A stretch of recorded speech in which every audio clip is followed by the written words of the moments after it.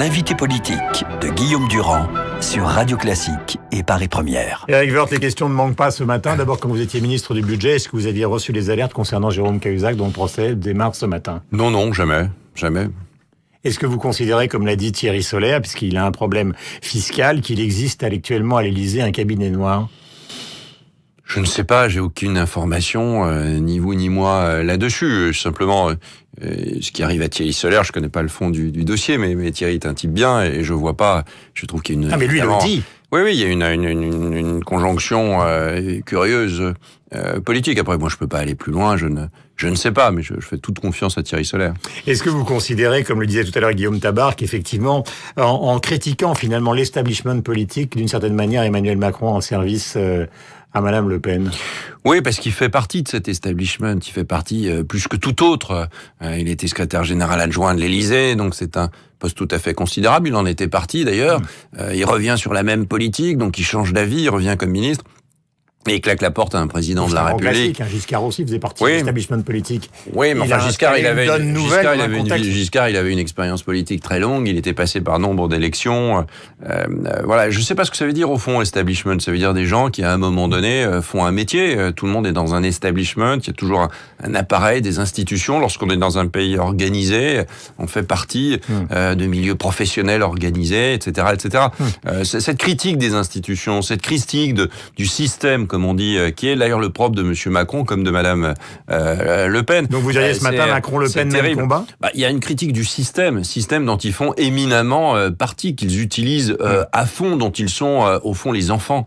Mais le raisonnement de Macron, pour sortir de Madame Le Pen, le raisonnement de Macron, c'est plutôt de dire que le quinquennat devrait servir à sortir les sortants. Or, nous, on n'arrête pas de les réhabiliter. Oui, mais sortir les sortants, c'est une expression bien connue. Ça vise Nicolas Sarkozy ou ça pourrait viser François Hollande? Oui, ça vise tous ceux qui ont été élus à un moment donné, au profit de ceux qui ne l'ont jamais été, et qui rêvent à un moment donné de rentrer, quoi.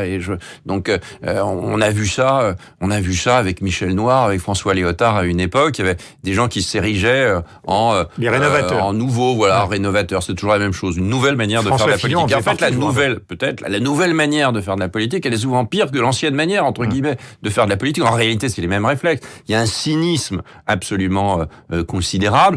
Le ni droite ni gauche, c'est pratique. Ça veut dire juste tout pour ma pomme. C'est-à-dire au fond, ça s'adresse moi-même, à Macron. À Macron. C'est clairement son positionnement aujourd'hui. Et je suis pas sûr que la seule ambition personnelle vale un brevet de bonne gestion de notre pays. Mais est-ce que vous n'avez pas le sentiment qu'en lui tirant dessus les uns et les autres, c'est-à-dire tous ceux qui font partie, pardonnez-moi de reprendre l'expression du système, vous n'allez faire que le renforcer? Mais peut-être, j'en sais rien, parce que vous me posez des questions. Oui. Si vous me posez pas de questions, je réponds pas. Si vous me posez des questions, je réponds et je dis ce que je pense. Je vais pas dire du bien de quelqu'un qui a quitté son principal mentor de cette façon-là et qui fait de la politique uniquement en fonction de sa propre et unique ambition. Est-ce que vous considérez, Éric Woerth, après justement les journées de la Baule où François Fillon a encore été assez violent contre Nicolas Sarkozy, où Nicolas Sarkozy et Alain Juppé ont différé sur l'histoire du code de bonne conduite? Première question d'abord, est-ce que vous considérez que pour ces primaires, il va falloir que dans les statuts, il y ait un code de bonne conduite ou pas? C'est trop tard, parce que c'est dans 3 mois, il faut maintenant faire le débat sur le fond.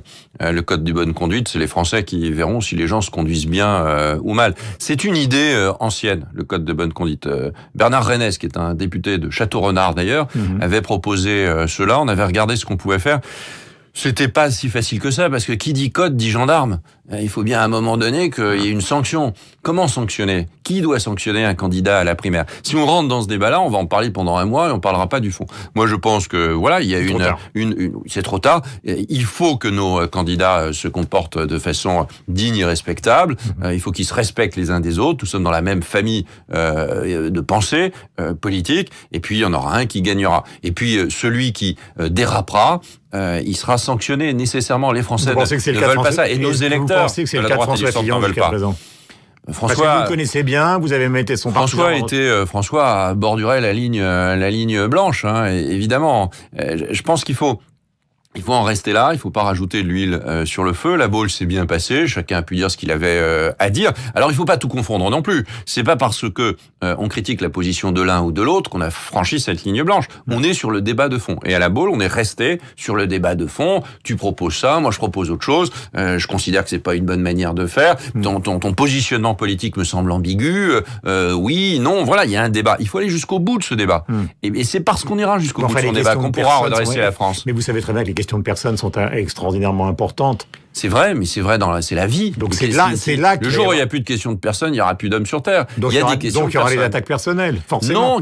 Non. Les questions de personnes, c'est au fond de juger des postures, de juger non pas des impostures, mais des postures. Qui je suis, est-ce que je suis capable de réformer, est-ce que j'ai du courage politique, est-ce que j'ai de la sincérité. Ça c'est très important. Mais les Français le jugeront. C'est pas à vous de dire celui d'en face, il est pas sincère, il ment tout le temps. Donc il y a un débat sur le fond. Et on est très avancé sur le fond. Sur le plan économique, il y a beaucoup de propositions. Nicolas Sarkozy, dans son livre, en fait beaucoup. Les autres candidats en font également, sur le plan de l'autorité, sur le plan de l'éducation, de l'apprentissage, etc., etc. Il y a beaucoup de propositions pour réformer et redresser la France. C'est ça le cœur du débat. Et s'il n'y a pas de débat, il n'y a pas de réforme. Vous êtes un spécialiste des questions économiques. Les 25 milliards, justement, avancés par Nicolas Sarkozy, les autres considèrent, Fillon et Juppé, que c'est pas très raisonnable dans le contexte budgétaire actuel. Enfin, à tort, parce que si vous prenez si nous revenons au pouvoir en mai 2017, il faut évidemment rompre avec ce qui a été fait, puisque comme ce qui a été fait ne marche pas, si vous ne rompez pas, c'est une drôle d'idée. Et si vous le faites tout doucement, vous allez continuer à décrocher par rapport aux autres pays. La France, elle décroche par rapport aux autres pays. Sur tous les points, tous les sujets. Donc il faut bien baisser les impôts tout de suite. Si vous baissez les impôts plus tard, vous ne relancez rien du tout. En économie, ce qui compte, c'est d'abord la confiance, évidemment la dépense publique, les finances publiques, mais d'abord la confiance. Et il faut rendre la confiance aux entreprises et aux entrepreneurs. Si jamais vous êtes ministre de l'économie, vous allez faire comment pour intégrer 25 milliards de baisse d'impôts très rapidement dès l'été et en même temps trouver le moyen de baisser les dépenses? Il y a des baisses de dépenses qui peuvent être immédiates. On a essayé de les lister. La Cour des comptes a encore fait plein de listes cette dernière semaine. Ça n'a vraiment été fait, y compris par vous. Eh bien, il faut le faire. On a beaucoup ralenti le niveau de la dépense. On a baissé le nombre de fonctionnaires. On l'oublie tout de suite. Il y a eu une ambiguïté pendant le quinquennat de Nicolas Sarkozy, c'est qu'il fallait relancer la machine économique par la dépense publique, ce qu'ont fait tous les pays, du monde. Donc c'est évidemment assez contradictoire avec l'idée de réduction de la dépense. Mais la réduction de la dépense, elle doit passer par des réformes structurelles. Le modèle social, par exemple, la dépense sociale aujourd'hui en France, elle est trop importante et elle ne joue pas son rôle. Elle ne pacifie pas la société française. Les inégalités demeurent. Et donc il faut absolument qu'on réforme ce modèle social et il faut aussi qu'il coûte moins cher. Est-ce que vous pouvez nous dire solennellement ce matin, par exemple, si vous étiez dans cette hypothèse-là, qu'il est possible de documenter entre 85 Juppé et 150 milliards d'économies, c'est les propositions de François Fillon? Oui, on peut documenter la proposition de Nicolas Sarkozy, c'est 100. En fait, si on peut éviter oui, bien sûr. Vous savez combien c'est la dépense publique? C'est plus de 1200 milliards. 1200 milliards. Aujourd'hui, on va passer le cap des 1000 milliards de prélèvements obligatoires. 1000 milliards de prélèvements obligatoires. Donc il y a quand même un tout petit problème. Il faut bien réduire cela. Et les dépenses publiques, elles ont augmenté de plus de 100 milliards d'euros durant le quinquennat de François Hollande. Pour casser ça, il faut réformer les politiques. Il faut que l'État soit moins présent. Il faut qu'il soit présent là où il doit être présent. Il faut réduire le nombre de fonctionnaires. Il faut réduire la sphère sociale. On fait des propositions qui sont difficiles, parfois sur l'indemnisation du licenciement, du chômage par exemple, et bien d'autres encore. Mais il faut le faire parce que c'est l'avenir du pays. Et vous ne pouvez pas redresser le pays avec autant de dépenses publiques. Et les seuls pays d'ailleurs qui ont une vraie croissance aujourd'hui en France, regardez ce que dit la Banque de France, c'est les pays qui se sont réformés. Réforme du marché du travail, réforme de la dépense publique, réforme des prélèvements obligatoires. Il reste quelques jours, est-ce que vous allez aider NKM? Est-ce que les sarkozystes vont aider NKM à trouver? Parce que les Républicains, à chaque fois, se font taper, pardonnez-moi, par les différentes institutions concernant justement la parité. Faut-il l'aider? Il y a beaucoup de femmes, heureusement, beaucoup de femmes parlementaires, beaucoup de femmes entourent les candidats, Nicolas Sarkozy aussi, bien sûr, mais il faut que... il y a des règles dans la primaire. Moi, je souhaite que Nathalie soit candidate, puisqu'elle veut l'être. Je souhaite qu'elle le soit. Elle a tout à fait sa place. Mais il y a des règles. Et elle les a écrites elle-même, ces règles. Et je suis contre les manipulations. Aller aider un tel pour faire en sorte, quels sont les arrière-pensées? Oui, quels sont ces arrière-pensées?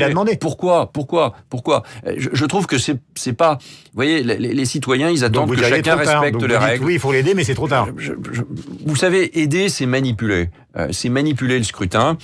Chacun est responsable de son parcours politique. Si quelqu'un n'a pas les soutiens nécessaires, c'est qu'il y a une raison. Chacun est responsable de sa vie politique. C'est pas celui d'à côté qui en est responsable. Il en est responsable. Et Nathalie est aussi responsable de cela. Je souhaiterais qu'elle soit candidate. Je ne crois pas qu'il faille se livrer à des manipulations sur la primaire. Est-ce que vous attendez, ce sera la dernière question, à une candidature de François Hollande jeudi, discours devant la Fondation Jean Jaurès, ou est-ce que vous pensez que de toute façon, étant donné la multiplicité des candidatures à gauche, sa carrière politique est terminée?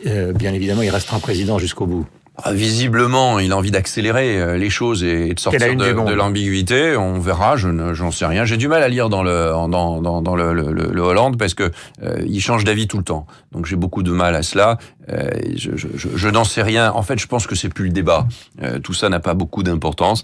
Ce qui compte pour nous, si on est en situation de gagner 2017, pour être en situation de gagner 2017, il faut qu'on réussisse la primaire, il faut qu'on réussisse le débat d'idées. Et ce débat d'idées, il doit aller jusqu'au fond. Et quand j'entends un certain nombre de journalistes dire un tel, il a lancé des pics contre un tel, quand c'est sur l'unité, c'est pas gagné, titre le Parisien ce matin. Oui, mais c'est pas gagné. Si, c'est gagné. La primaire, elle est faite pour ça. Il n'y a pas de pic de un tel à un tel quand il parle du fond. Le débat d'idées, c'est pas des pics, c'est un débat d'idées. S'il y a des candidats différents, ils sont pas d'accord sur tout. Il faut que les choses soient claires, il faut qu'elles soient exposées longtemps devant les Français, si on veut que les Français votent en toute connaissance de cause pour quelqu'un. Et donc, la clé, elle est aujourd'hui à droite. Merci beaucoup Éric Woerth, donc secrétaire général des Républicains, qui a été, vous le savez, notamment ministre du Budget. Bonne journée à vous. Merci. C'était l'invité politique sur Radio Classique et Paris Première.